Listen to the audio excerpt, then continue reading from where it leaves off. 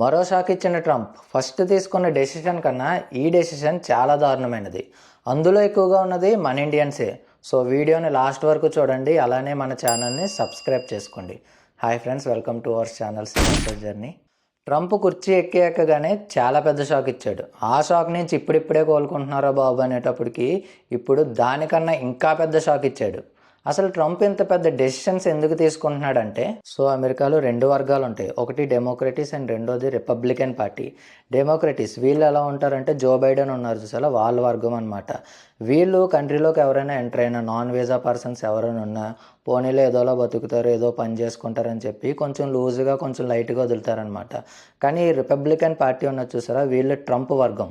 వీళ్ళు ఎలా ఉంటారు అంటే, ఏదైనా సరే యూఎస్ ప్రజల తర్వాతే వేరే కంట్రీస్ అయినా సరే, ఎవరైనా పీపుల్ అయినా సరే యూఎస్ ప్రజల తర్వాతే అని చెప్తారు.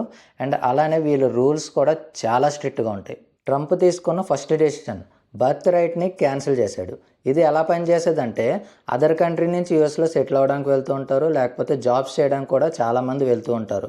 ఇంతకు ముందు ఎలా ఉండేదంటే, ఎవరికైనా వాళ్ళకి బేబీ పుడితే, అదర్ కంట్రీ పర్సన్స్కి ఎవరికైనా యూఎస్లో బేబీ పుడితే ఆ బేబీకి యూఎస్ సిటిజన్షిప్ అనేది వచ్చేది. అండ్ అలాగే యూఎస్ నుంచి అన్ని రైట్స్ ఆ బేబీకి ఉండేది. కానీ ఇప్పుడు యూఎస్లో పుట్టినంత మాత్రాన యూఎస్ సిటిజన్ కాదు అని చెప్పి ట్రంప్ ఆ చట్టాన్ని రద్దు చేశాడు. ట్రంప్ తీసుకున్న సెకండ్ డెసిషన్స్, చాలా కంట్రీస్ నుంచి యూఎస్కి వెళ్తుంటారు జాబ్ చేయడానికి లేకపోతే చదువుకోవడానికి.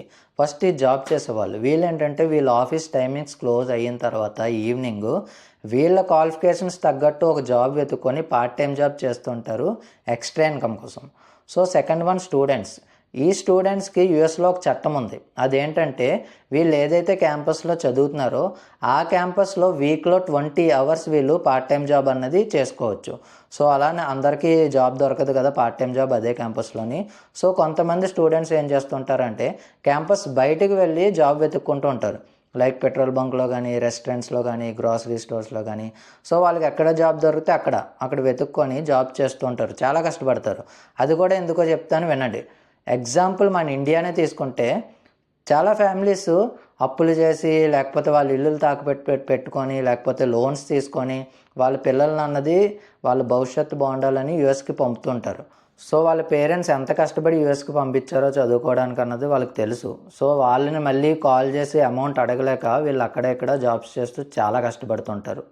యూఎస్ క్యాల్కులేషన్ ప్రకారం చూసుకుంటే, అన్ని కంట్రీస్ నుంచి యూఎస్కి వచ్చే వాళ్ళకన్నా ఇండియా నుంచి వెళ్ళే వాళ్ళు చాలా ఎక్కువ మంది ఉన్నారంట. అక్కడ మన వాళ్ళు హ్యాపీగా ఉండాలి, జాగ్రత్తగా ఉండాలని కోరుకుంటున్నాను. నెక్స్ట్ వీడియోలో కలుద్దాము. అలానే మన ఛానల్ని సబ్స్క్రైబ్ చేసుకోవడం మాత్రం మర్చిపోకండి. Thank you.